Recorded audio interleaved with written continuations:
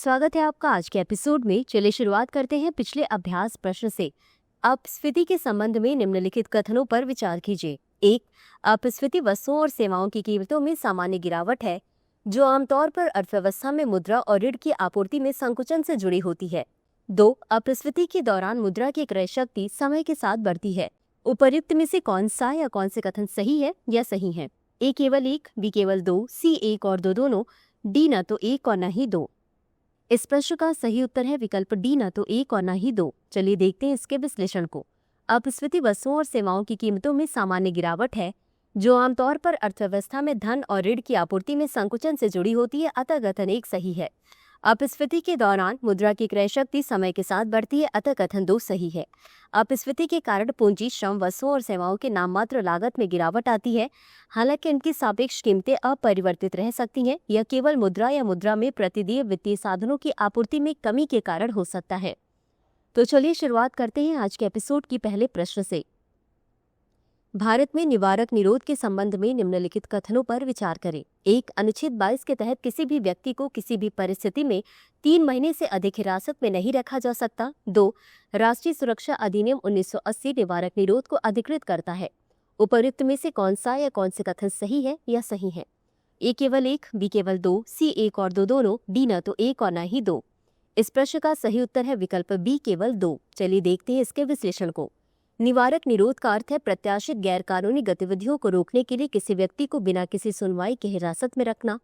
दंडात्मक निरोध के विपरीत, जिसमें उचित प्रक्रिया और दोषसिद्धि का पालन किया जाता है, निवारक निरोध संदेह के आधार पर व्यक्तिगत स्वतंत्रता को सीमित करता है। अनुच्छेद 22 गिरफ्तारी और हिरासत के विरुद्ध सुरक्षा प्रदान करता है। पहला भाग आपराधिक जांच से जुड़े सामान्य कानूनी मामलों को कवर करता है, जबकि दूसरा भाग निवारक हिरासत से संबंधित है। किसी व्यक्ति को बिना मुकदमे के 3 महीने तक हिरासत में रखा जा सकता है जब तक कि सलाहकार बोर्ड, जिसमें उच्च न्यायालय के न्यायाधीश बनने के योग्य व्यक्ति शामिल हो, द्वारा अवधि न बढ़ा दिया जाए, अतः कथन 1 सही नहीं है।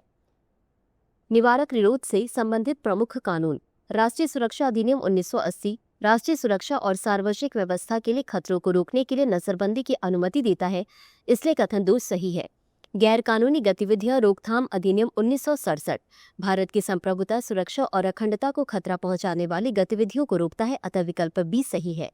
अगला प्रश्न है, कभी कभी समाचारों में रहने वाली राजकोषीय मॉनिटर और बाह्य क्षेत्र रिपोर्ट निम्नलिखित में से किस संगठन से संबंधित है? ए विश्व बैंक, बी अंतर्राष्ट्रीय मुद्रा कोष, सी आर्थिक सहयोग और विकास संगठन, डी व्यापार एवं विकास पर संयुक्त राष्ट्र का सम्मेलन। इस प्रश्न का सही उत्तर है विकल्प बी अंतर्राष्ट्रीय मुद्रा कोष। चलिए देखते हैं इसके विश्लेषण को। राजकोषीय मॉनिटर रिपोर्ट अंतर्राष्ट्रीय मुद्रा कोष द्वारा प्रकाशित एक प्रकाशन है जो वैश्विक राजकोषीय नीतियों का विश्लेषण प्रस्तुत करता है तथा विभिन्न देशों में शमन रणनीतियों का जायजा लेता है, विशेष रूप से जलवायु लक्ष्यों, ऋण स्थिरता और राजनीतिक व्यवहार्यता के बीच संतुलन पर ध्यान केंद्रित करता है। बाह्य क्षेत्र रिपोर्ट भी अंतर्राष्ट्रीय मुद्रा कोष द्वारा प्रकाशित की जाती है, अतः विकल्प बी सही उत्तर है। अगला प्रश्न है, बिटकॉइन के संबंध में निम्नलिखित कथनों पर विचार करें। 1. बिटकॉइन का मूल्य इसलिए है क्योंकि लोग इसे महत्व देते हैं, न कि इसके लिए किसी आंतरिक मूल्य के कारण। 2. खनन किए जा सकने वाले बिटकॉइन की कुल संख्या इसके अंतर्निहित एल्गोरिदम द्वारा सीमित होती है। 3. वे मूल्य बनाए रखने के लिए दुर्लभता पर निर्भर रहते हैं, जिससे वे अस्थिर निवेश बन जाते हैं। उपर्युक्त में से कितने कथन सत्य है या सत्य है? ए केवल 1, बी सिर्फ 2, सी तीनों, डी कोई नहीं। इस प्रश्न का सही उत्तर है विकल्प सी तीनों। चलिए देखते हैं इसके विश्लेषण को। बिटकॉइन इन डिजिटल टोकन का मूल्य केवल इसलिए है क्योंकि लोग इन्हें महत्व देते हैं, इसलिए नहीं कि उनका कोई आंतरिक मूल्य है, इसलिए कथन 1 सही है। उदाहरण के लिए, खनन किए जा सकने वाले बिटकॉइन की संख्या इसे उत्पन्न करने के लिए उपयोग किए जाने वाले एल्गोरिदम द्वारा निर्धारित ऊपरी सीमा होती है, इसलिए कथन 2 सही है। वे मूल्य बनाए रखने के लिए कमी पर निर्भर करते हैं, जिससे वे अस्थिर निवेश बन जाते हैं, इसलिए कथन 3 सही है, अतः विकल्प सी सही उत्तर है। अगला प्रश्न है, हिमस्खलन के संबंध में निम्नलिखित कथनों पर विचार करें। 1. यह पर्वतीय ढलान से नीचे की ओर बर्फ, हिम और मलबे का तीव्र प्रवाह है। 2. यह दिसंबर से अप्रैल तक चरम पर रहता है, जो सर्दियों में भारी बर्फबारी और वसंत ऋतु में बर्फ पिघलने के कारण होता है, जिससे बर्फ की परतें कमजोर हो जाती हैं। 3. यह हमेशा प्राकृतिक शक्तियों के कारण होता है जो मिट्टी, चट्टानों और मलबे को अपने साथ ले आती हैं, जिससे विनाश होता है। उपर्युक्त में से कितने कथन सत्य है या सत्य हैं? ए केवल 1, बी सिर्फ 2, सी तीनों, डी कोई नहीं। इस प्रश्न का सही उत्तर है विकल्प बी सिर्फ 2। चलिए देखते हैं इसके विश्लेषण को। हिमस्खलन एक पहाड़ी ढलान से बर्फ और मलबे का तेज बहाव है। यह अक्सर मिट्टी, चट्टानें और मलबा बहा कर लाता है, जिससे विनाश होता है, इसलिए कथन एक सही है। भारी सर्दियों की बर्फबारी और वसंत के पिघलने के कारण दिसंबर से अप्रैल तक हिमस्खलन का जोखिम स्तर चरम पर होता है, इसलिए कथन 2 सही है। हिमस्खलन प्राकृतिक और मानव प्रेरित दोनों कारकों से होता है, जिसमें वनों की कटाई से ढलान की स्थिरता कम हो जाती है, साहसिक पर्यटन से बर्फ के ढेर में गड़बड़ी होती है और ग्लोबल वार्मिंग से जमने पिघलने के चक्र में वृद्धि होती है, इसलिए कथन 3 सही नहीं है, अतः विकल्प बी सही है। अगला प्रश्न है मम्प्स डिजीज के संदर्भ में निम्नलिखित कथनों पर विचार करें। 1. यह संक्रमण पैरामाइक्सो वायरस के कारण होता है। 2. यह मुख्य रूप से लार ग्रंथियों को प्रभावित करता है। उपर्युक्त में से कौन सा या कौन से कथन सही है या सही है? ए केवल 1, बी केवल 2, सी 1 और 2 दोनों, डी न तो 1 और न ही 2। इस प्रश्न का सही उत्तर है विकल्प सी 1 और 2 दोनों। चलिए देखते हैं इसके विश्लेषण को। यह एक संक्रामक वायरल संक्रमण है जो पैरामाइक्सो वायरस के कारण होता है, अतः कथन 1 सही है। मुख्य रूप से यह लार ग्रंथियों को प्रभावित करता है, जिससे आमतौर पर जबड़े के पास सूजन होती है, अतः कथन 2 सही है। इससे सुनने की क्षमता भी प्रभावित हो सकती है। अगला प्रश्न है मलेरिया के संदर्भ में निम्नलिखित कथनों पर विचार करें। 1. यह प्लाज्मोडियम परजीवी के कारण होने वाली एक बीमारी है। 2.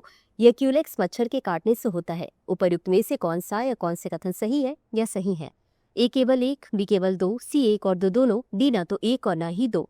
इस प्रश्न का सही उत्तर है विकल्प ए केवल 1। चलिए देखते हैं इसके विश्लेषण को। मलेरिया प्लाज्मोडियम परजीवी के कारण होने वाली एक जानलेवा बीमारी है, अतः कथन 1 सही है। यह परजीवी संक्रमित मादा एनोफिलिस मच्छर के काटने से मनुष्यों में फैलता है, अतः कथन 2 सही नहीं है। इसके लक्षणों में बुखार, ठंड लगना, सिर दर्द, मांसपेशियों में दर्द एवं थकान जैसी समस्याएं शामिल है। अगला प्रश्न है बाल विवाह प्रतिषेध अधिनियम किस वर्ष लागू किया गया था? ए 2004, बी 2006, सी 2008, डी 2010। इस प्रश्न का सही उत्तर है विकल्प बी 2006। चलिए देखते हैं इसके विश्लेषण को। बाल विवाह प्रतिषेध अधिनियम भारत सरकार द्वारा वर्ष 2006 में लागू किया गया था। इस अधिनियम के अंतर्गत 21 वर्ष से कम आयु के पुरुष या 18 वर्ष से कम आयु की महिला के विवाह को बाल विवाह की श्रेणी में रखा जाएगा। इस अधिनियम के अंतर्गत बाल विवाह को दंडनीय अपराध माना गया है, अतः विकल्प बी सही है।